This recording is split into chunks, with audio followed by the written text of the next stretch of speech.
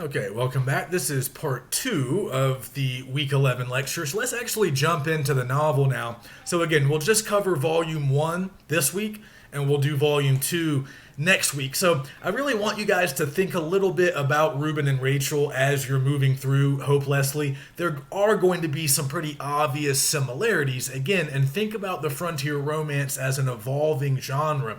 And think about Reuben and Rachel as kind of an early, almost primitive version of this kind of novel, this kind of exploration of early American history. It's a historical novel. Again, we know that it's heavily fictionalized.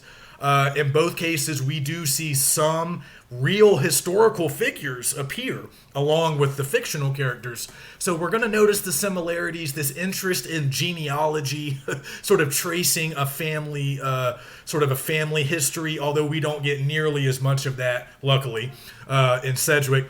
But the beginning of the book kind of reminds me a little bit of what we see in Reuben and Rachel. So we start not in the U.S., but we're going back to an earlier stage in the Fletcher family history. So we start with William Fletcher and kind of his earlier life in England. One thing to remember here at the very beginning, and Rowson would expect her readers, I'm sorry, Rowson, I'm stuck with Reuben and Rachel.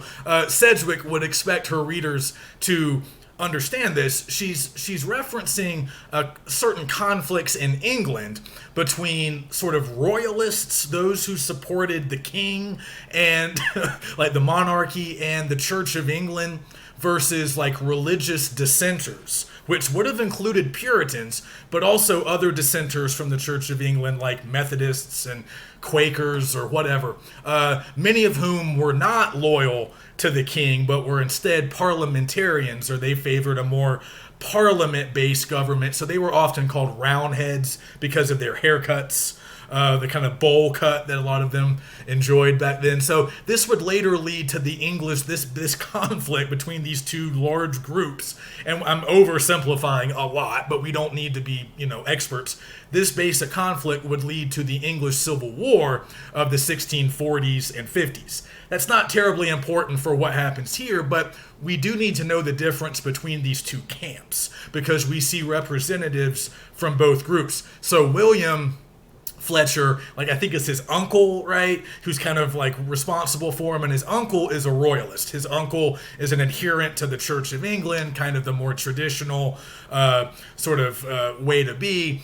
And William, on the other hand, is more sort of favorably disposed toward the Puritans. He kind of favors liberty, and that's the point that Sedgwick is making here, right? She's arguing that the dissenters and the parliamentarians had more of a love of liberty. And that's why many of them left England and came to the New World and made this wonderful new place that we all call the U.S., right? So again, this is very much what Rowson was doing, but just a different way of doing it. Rowson was going back to Columbus, and trying to sort of make that heroic, make those early contact with Native Americans into this sort of heroic, triumphant development, whereas here we're asked to kind of link the Puritans of New England to these freedom-loving sort of rebels in England who were getting persecuted by the dastardly royalists. So William is denied the hand of Alice, who I'm pretty sure is his cousin,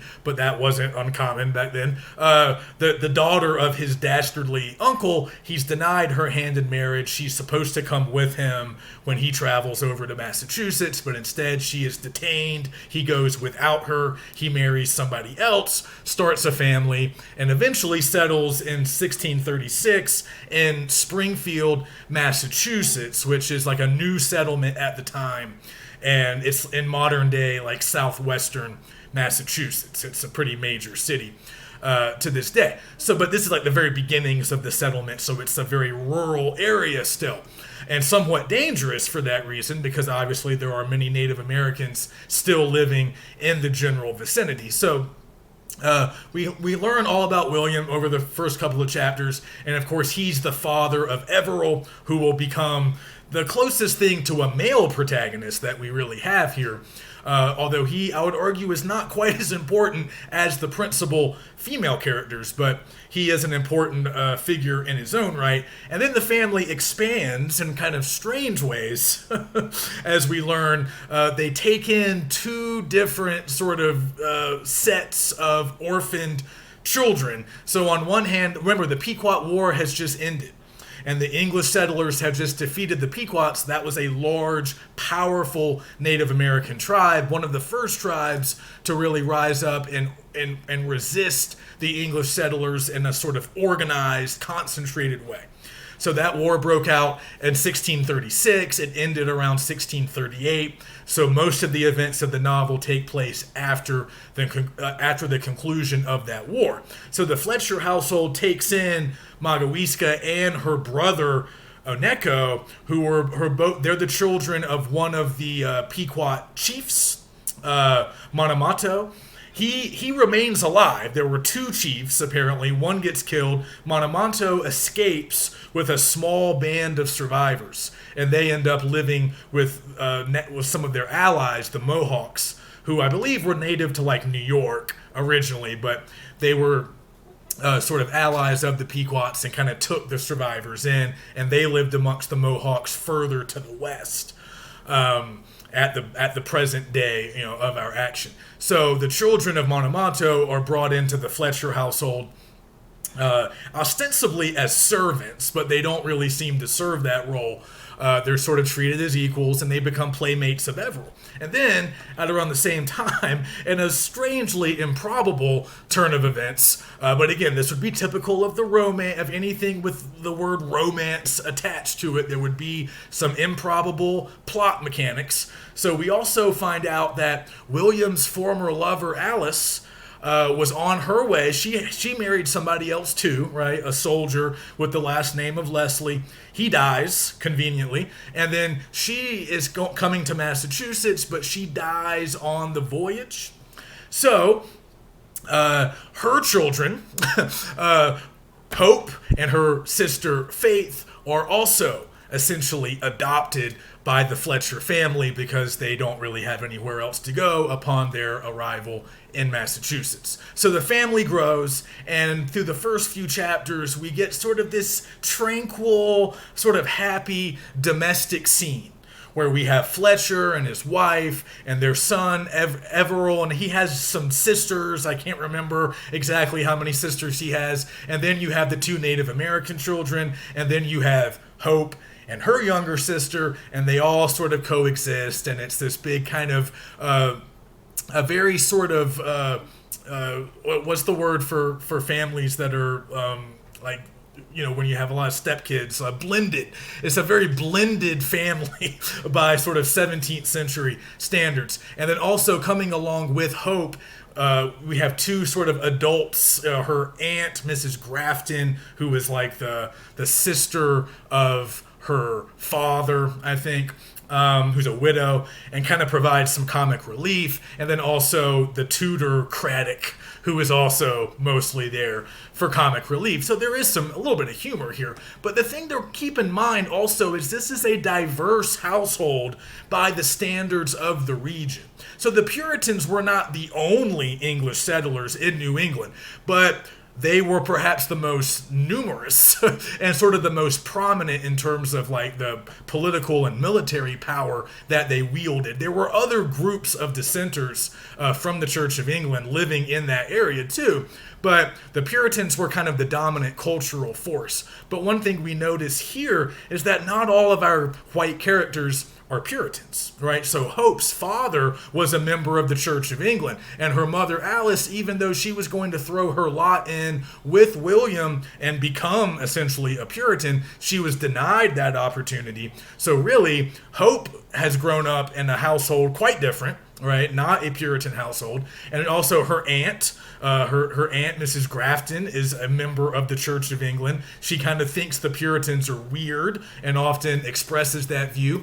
So this is kind of a diverse, by the standards of the time period and the place, this is kind of a diverse household. And then like religiously diverse. And then obviously there's two Native American children who are sort of allowed to function seemingly more or less on equal footing with the white children. So a different kind of household from what we might expect to find at this place and time. So again, Sedgwick's drawing on real history here. The Pequot War is real. We meet Governor Winthrop, John Winthrop, a very important historical figure, one of the early governors of the Massachusetts Bay Colony. Later on, Hope moves to his household in Boston. So he's the character here, and this is very much steeped in real Puritan history, but Sedgwick is kind of going back to the history, and she even kind of makes this explicit at times. She's going back to the history and sort of reinterpreting it through a different lens, as we've mentioned before. So there's a lot of plot mechanics to kind of keep up with. I don't want to get too bogged down in that.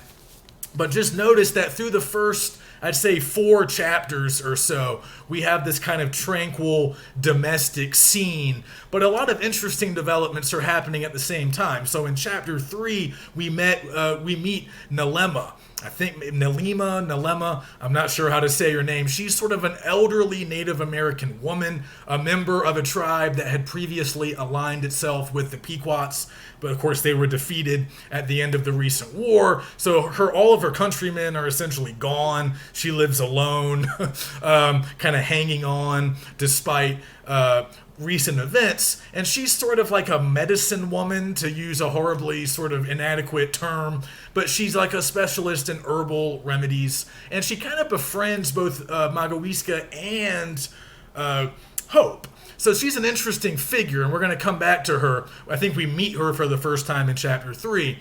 So we kind of get a sense of this larger community, and it's an interesting setting.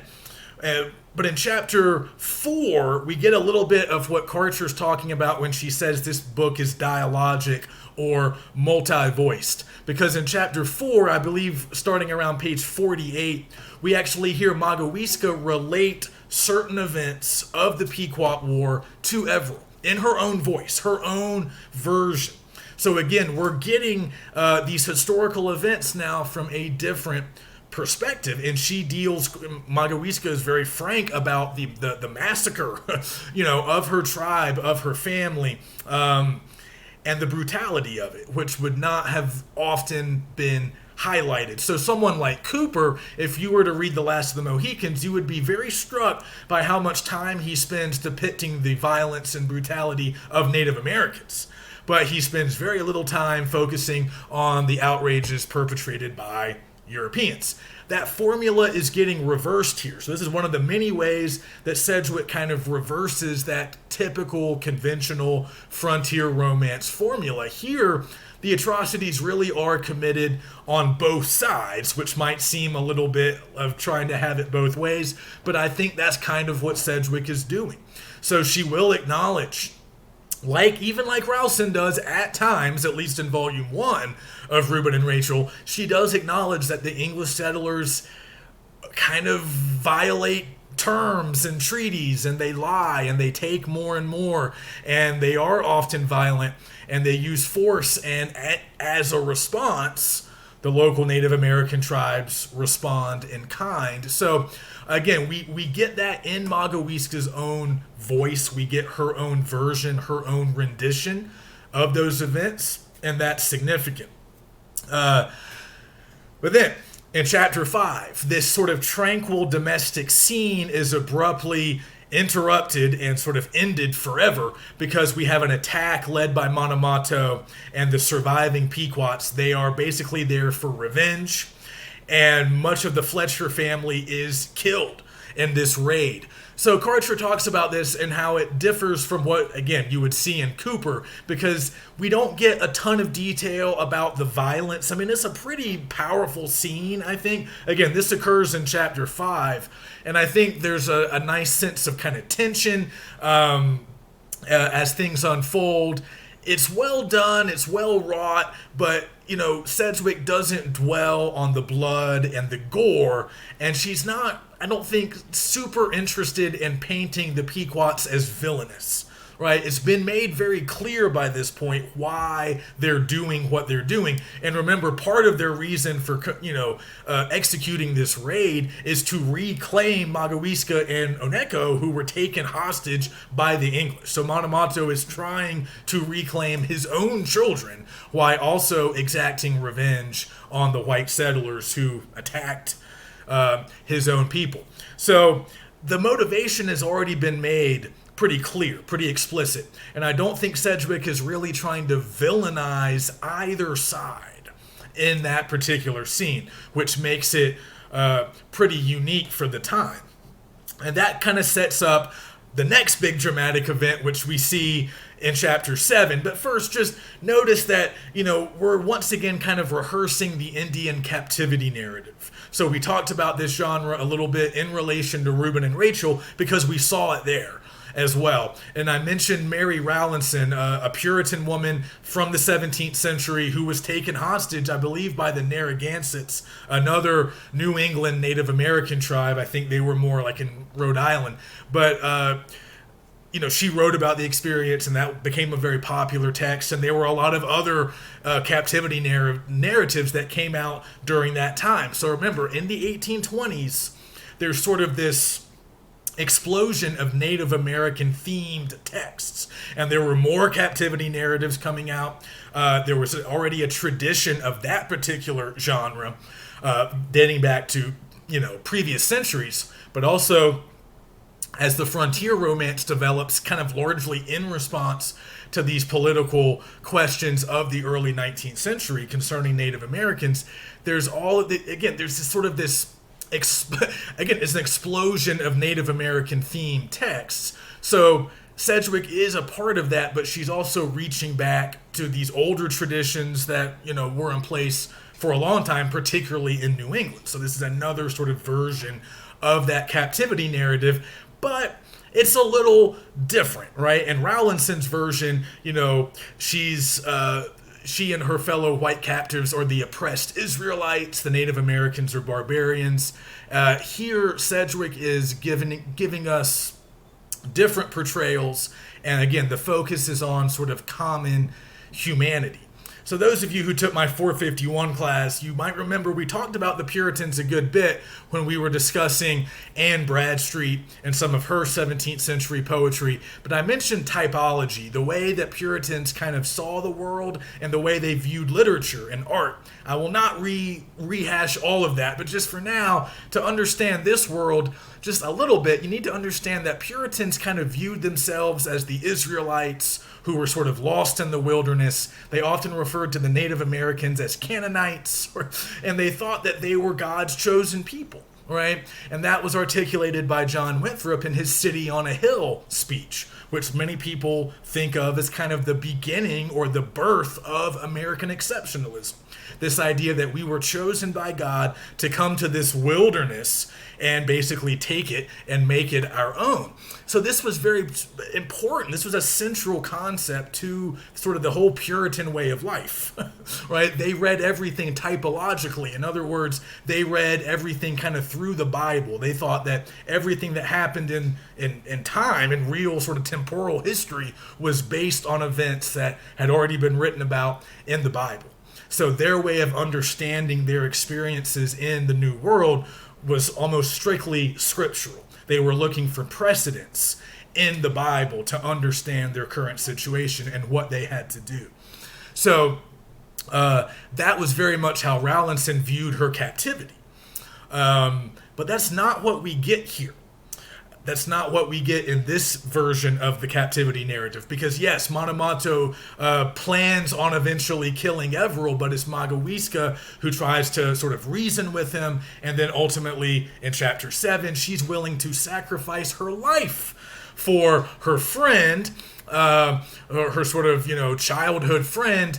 So she throws herself in front of the blow meant for him. It severs her arm, but she saves Everill and he's able to escape. So, you guys might disagree, but I find the constant sort of selfless heroism of Magawiska to get a little tiresome after a while. I don't find her to be a very three-dimensional character, but and you might see it that way too, but remember that the character is meant to serve a sort of rhetorical function, right? This constant heroic behavior, it's really a rhetorical device being used by Cedric, because remember, she's trying to argue for the humanity of Native Americans. And if you even go back to the preface, at the very beginning, before Volume 1, she's almost sort of justifying the presence of a character like Magawiska. She's almost like responding to imagined opponents. She says something like, a lot of people might claim that having a Native American character who's so noble and does so many heroic things is unrealistic. But she says, while it might not be common to find Native Americans with these character traits, it's also not impossible. So again, this is classic Sedgwick. This is how she kind of hedges her bets. She says, yes, it is possible for Native Americans to possess these admirable traits that we might more typically find in Europeans. Ralston did that too, right? She's very much saying that. It is possible, maybe not common, but possible. So again, Magawiska is kind of this idealized, her heroine who does a lot of great stuff. And the point that the character is, I think, really meant to serve is, hey, Native Americans can be the equals of white people. And a lot of critics point out that Magawiska in many ways resembles Pocahontas in terms of her character construction, the way that she saves Everil. But notice that in Sedgwick's world, interracial marriage is not really an option. So when I first read this book years ago, through the first 7 chapters, I thought that Everil and Magawiska were going to eventually get together. I thought that that the stage was being set for a romance between those two characters. But by the time they're both taken by the sort of renegade Pequot faction and they're on the run, it becomes apparent that there's not romantic love between them. Instead, it's just like really powerful friendship and like mutual respect, I guess we could say. So Karcher refers to this, I think, as cross-racial friendship. And she claims that this is kind of Sedgwick's solution, if you will, to the Indian problem. She doesn't want to be so harsh as to remove all remaining Eastern Native Americans, but she also isn't calling for intermarriage. She isn't calling for that level of sort of cultural mixture. Instead, she thinks that friendships between whites and Native Americans might pave the way for more harmonious relations. So you can kind of decide amongst yourselves if you think there's any value to that position. But that does kind of seem to be her position. So, yeah, pay attention to that in Chapter 7. The arm getting cut off probably has a lot of symbolic importance, so you can think about that. But anyway, Everil escapes. He's later found by Digby, like the male servant of the Fletcher family, and he's returned to the fold. But also keep in mind, in Chapter 5, I forgot to mention this, make sure you're aware of this. In Chapter 5, when the attack occurs on the Fletcher household, Hope is not there, right? Hope is running some errands with her aunt, and they miss the attack. So that's why Hope is spared. But some cool stuff in Chapter 8. So again, another example of the dialogic or multi-voice quality that we see in the book. Look at how Chapter 8 opens with Hope writing a letter to Everil, who's now in England, now living with the family of his uncle, I think, the brother of his mom, who of course was killed in the attack. Mrs. Fletcher was killed, but I think her brother, who's also not a Puritan, and it's important to remember, her brother, not a Puritan, back in England. Everil goes back there, I guess, to like get an education, go to school, gain some culture, which would have still been kind of hard to do in the colonies at this point, at this early stage in colonial history. So again, we get Hope's voice, and we get some events related to us in not only in Hope's voice, but it's also from Hope's perspective, and they kind of these events kind of reveal Hope's values in a certain way. But again, Hope is more open-minded than most of the people around her. So we have this really interesting sort of episode or passage in chapter 8 involving Nalima, the old Native American woman. And again, this is an example of how Sedgwick offers some sort of gentle social commentary. So if you remember, Craddock gets bit by a snake, right, in chapter 8. He gets bit by a poisonous snake, and Hope wants to draw the venom out. She knows that's possible, but Digby won't let her. So eventually she goes and finds Nalema and asks her to render aid to the tutor who's getting quite sick and might die. So Nalema, with her knowledge of herbs and natural, remedies, is able to cure Craddock. But you guys should find this passage. It begins around page 108 in chapter 8, and it extends to page 112. Nalema kind of practices sort of her native, sort of medicinal and spiritual rituals to cure Craddock, and Hope observes these rituals, and she's a little bit horrified, but she's also very intrigued. And there's some really interesting stuff there, like where Nalema kind of explains the snake tattoo on her shoulder and explains that it's a symbol for her tribe and kind of tries to explain the significance of it. And Hope is receptive. She listens. She doesn't understand all of it. But remember, she's telling us about this. She's telling Everill about this in her letter. And then later she gets sort of chastised by Mr. Fletcher, Everill's father, who's not really he's not her father. But I guess she kind of comes to see him as a father. He kind of helps to raise her since her father died, when she was very young. But he kind of gently chastises her, and this is a great example of how Sedgwick portrays Puritan prejudice. And she's pretty clear that it exists, and it's strong, and it's often wrong-headed. And we kind of see that embodied in the elder Fletcher. He's a nice guy, he's like a gentle guy. He's not terribly harsh with Hope, but he does express a lot of sort of apprehension about the fact that Nalema was there practicing her native rituals in his house. That seems to be the big problem for him. He's like, wait, she was doing it here in my house? That's kind of unacceptable for him. That's unacceptable for the Puritans, right? They were busy trying to convert a lot of these Native Americans, and they did convert many. A lot of the Pequots, in fact, after the war, many who survived, became what were called praying Indians. They converted to Christianity, and they, to some degree, kind of assimilated into English society, although they kind of lived separately oftentimes, but they were kind of spared to a certain extent, not always. They were often spared some of the bloodshed and conflict that would continue for decades more in New England. But Nalema is obviously still practicing her native tradition. She has not converted to Christianity. So a lot of the Puritans think that she's a witch, including the housekeeper of the Fletchers, who's kind of this terrible person. We have to have a bad person on hand to kind of help fuel the plot. But she's constantly accusing Nalema of being a witch. And Mr. Fletcher doesn't go quite that far, but he's uncomfortable with these non-Christian, ceremonies being conducted in his house. So the upshot of all this is that Nalema gets arrested and thrown in jail for witchcraft. And then Hope helps to spring her loose later. She helps to break her free with the aid of Digby. And then, as a result of that, she gets punished and sent away, essentially, to live in the household of John Winthrop and his wife in Boston.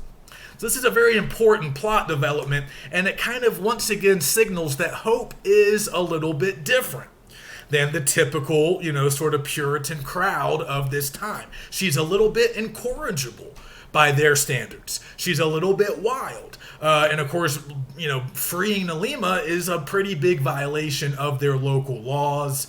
But they're careful not to punish her too strenuously. They simply think that she needs more oversight, a little bit more guidance. They decide that the elder Fletcher has been too indulgent, too easy on her, so she goes to live with the Winthrops in Boston. So a change of scene. And again, I've already mentioned Winthrop. Once she goes to Boston, she meets the niece of Winthrop's wife. That's Esther Downing, who's another important character, and they become very close friends. And then kind of a love triangle develops once Everell returns to Massachusetts in Chapter 9. We sort of get the development of a bit of a love triangle involving these three characters. So that's kind of what's going on. And meanwhile, Magawiska, along with Hope's sister, they remain with the Pequots, who are now living with Mohawks a little bit further west. So that's kind of what's happening plot-wise. And then near the end of Volume 1, again, Everell kind of comes back, and we also meet Sir Philip Gardenier, who's an important character. We'll learn more about him in Volume 2. He's kind of mysterious. He's a newcomer to the area, so we'll learn more about him and his mysterious page, who we hear Hope talking to at the end of Volume 1. So there's a lot of plot to keep up with here, a lot of characters. But again, just kind of keep your eye on some of the big picture stuff that we've been talking about, right? And remember Columbia Arundel from Reuben and Rachel. Remember, I was back when we were discussing part 1 of that book, I was saying that the figure of Columbia was kind of a symbol that represented early America and the art of both England and colonial America and the early U.S. But I mentioned that the figure changed over time. So originally, the figure of Columbia often appeared as a Native American woman, sort of clad in native attire and usually, walking through some forest. But in time, once the U.S. became independent and kind of took more control over these, sort of these artistic sort of portrayals of this figure, increasingly the figure becomes more white, less Native American, more white. Continues to be female, but increasingly it's a white female, and the clothes also change. They move away from sort of a distinctive Native American style to more traditional kind of Anglo-American clothes. So with Rowson, we kind of wondered, could Columbia Arundel be this kind of representative of the kind of fusion between different cultures, different identities that Rowson thinks really characterizes America? A fusion between Native American and different European cultures, all kind of coming together in this one figure. Is that what America meant to Rowson? And that sounded pretty good, I think. It sounded good to me. But then we don't even see Columbia Arundel in Volume 2 because we move on to our title characters and we get a completely different vision of American history in Volume 2 of Reuben and Rachel, to the point where those two main characters, despite having Native American heritage, they basically function and think like white people, and they repudiate, really, their Native American ancestry. So if Columbia Arundel was some kind of fusion possibility, Rowson ditches her, and Rowson kind of moves away from that whole fusion idea by the end of her novel. So now, as we think about Sedgwick, let's think about, maybe some ways that Sedgwick is doing that same work, but better, and maybe sticking with the cause a little bit more. So does Magawiska kind of function a little bit like a Columbia figure, or are we taking Hope and Magawiska and kind of combining them, or finding the middle ground between them? How do we see these characters operating? And let's continue to think about that as we cover Volume 2 next week. So I will see you then.